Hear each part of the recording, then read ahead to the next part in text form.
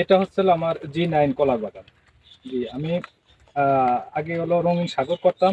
২ বছর ধরে হলো এই আপনার G9 সাগর কলার চাষ করতেছি। তা এটা হলো আমাদের উপসহকারী কর্মকর্তা হর্টিকালচার, ওনার কাছ থেকে হলো এই পরামর্শ পাই এবং সহযোগিতা পাই আমি। এখানে যে আমার কলার সাইজ, আমি কিন্তু বিক্রি করতেছি ৭০০, ৬০০, এর নিচে আমি এখনো বিক্রি করিনি আমার ছড়া।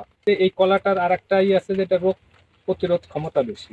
২ বছরে তিনবার আপনার ফল আসবে, মানে ৩ কাটা আমি খাইতে পারবো, এটা হলো সুবিধা। এই কলা সব থেকে বড় বৈশিষ্ট্য হলো এই কলা গাছগুলা সহজে পড়ে না এবং এর পিছনে ব্যয়বহুলও অনেকটা কম। এতে সার ওষুধ স্প্রে কিছুটা কম লাগে। হর্টিকালচার সেন্টার কাশিয়ানী গোপালগঞ্জে আমাদের বেশ কয়েকটি প্রকল্প চালু আছে। এর মধ্যে একটি অন্যতম প্রকল্প হলো টিস্যু কালচার ল্যাবরেটরি কাম হর্টিকালচার সেন্টার স্থাপন এবং উন্নয়ন প্রকল্প। এই প্রকল্পের অধীনে আমরা চাষিদেরকে উন্নত ফল বাগান করার জন্য প্রশিক্ষণ দিচ্ছি এবং তাদেরকে প্রদর্শনী দিয়ে সহায়তা করছি। আমরা চাষিদেরকে টিস্যু কালচার কলা অর্থাৎ G9 কলাটা চাষ করার জন্য বিশেষভাবে উদ্বুদ্ধ করছি।